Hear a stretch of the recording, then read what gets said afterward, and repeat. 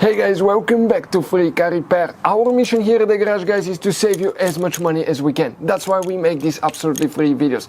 Let's go ahead and start on it now. Specifically, we will demonstrate on a 2012 Ford F-150 that we have right here, but even if you have a different year, that generation, the video may be helpful. You guys have two fuse boxes. One is under the hood on your F-150, right above the radiator fan, but we don't need this one today. We need to work inside the vehicle, guys. We're going to work inside. The interior fuse box will be located under the dash.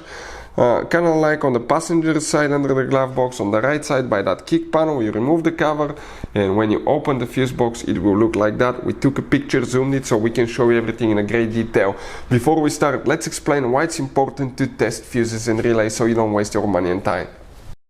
So let me explain why it's super important, guys, to test fuses. Fuses, not often you can see if they're burnt or they're good. Sometimes they may seem perfectly fine, you think it's a good fuse, you put it back in, and you end up spending money and time on parts and problems that do not exist, guys, when all you had to do, test your fuse, find out it's bad, replace it, fix your problem. So we will have a video how to test a fuse, okay, different kinds of fuses, and how to test relays, guys. We're going to put the link in the description of the video below, specifically to that video. Please check it out.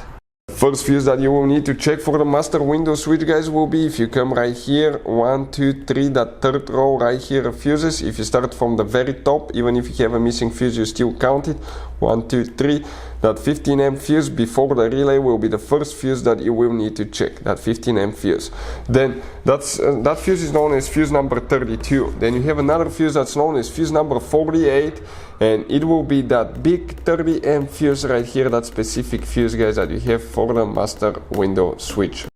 Hey guys, hopefully the video was helpful.